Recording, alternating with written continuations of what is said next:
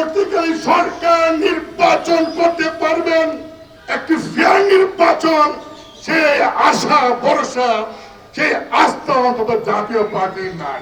অন্তর্বর্তীকালীন সরকারের উপর এই দেশের মানুষ আস্থা ভরসা দিন দিন নষ্ট হয়ে যাচ্ছে। আমাদের অপরাধ থাকলে ব্যবস্থা নেন, কিন্তু আমাদের নিরাপত্তা আমি বাড়িতে থাকতে পারবো না, এটা তো হতে পারে না। অনেক আশা করে এই অন্তর্বর্তীকালীন সরকারকে ক্ষমতায় বসায় এবং সকল স্তরের মানুষ সেই সরকারকে সমর্থন দেয়, জাতীয় পার্টি সহ আমরাও এই সরকারকে সমর্থন দিয়েছিলাম।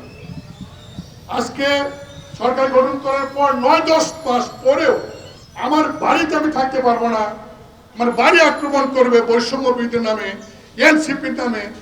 এটা যদি সরকার কন্ট্রোল না করতে পারে তাহলে আইন শৃঙ্খলা পরিস্থিতি কোথায় গিয়ে দাঁড়িয়েছে এখান থেকে কল্পনা করা যায়।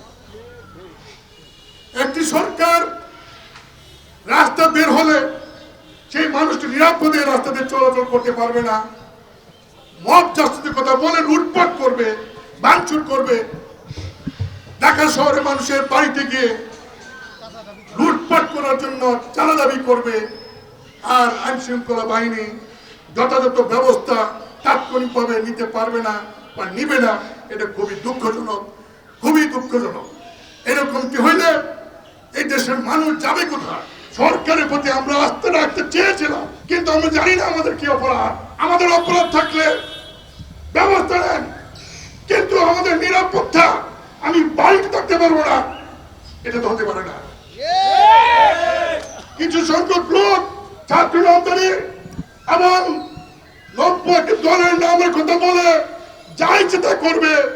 এতে এই কারণে অন্তর্বর্তীকালীন সরকারের উপর এই দেশের মানুষ আস্থা ভরসা দিন দিন নষ্ট হয়ে যাচ্ছে। এখন তো আমরা বলতে পারি যারা প্রধান উপদেষ্টা বিএনপি সহ যে সমস্ত দল ডিসেম্বরের মধ্যে নির্বাচন চায়, আমরা জানি না তারা কি বলবেন।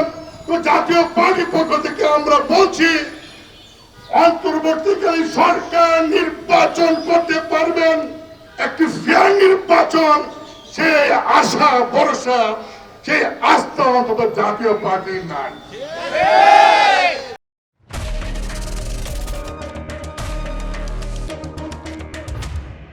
আমরা এই লক্ষণ দেখতে পাচ্ছি না, তাই বলবো অন্তর্বর্তী সরকার আপনারা যদি সত্যি এই দেশে একটি অর্থব নির্বাচন, যদি এই দেশে একটি ভালো সুষ্ঠু দল নিরপেক্ষ ভাবে নির্বাচনের ব্যবস্থা আপনারা করতে চান, তাহলে যারা আইন শৃঙ্খলা পরিস্থিতির অবনতি করছে, যারা মব জলসা করছে, যারা মানুষের ব্যক্তিগতভাবে বাড়িতে চাঁদা যাচ্ছে, আক্রমণ করছে, তাদের বিরুদ্ধে কঠোর ব্যবস্থা নিয়ে প্রমাণ করুন যে আপনারা নিরপেক্ষ সরকার।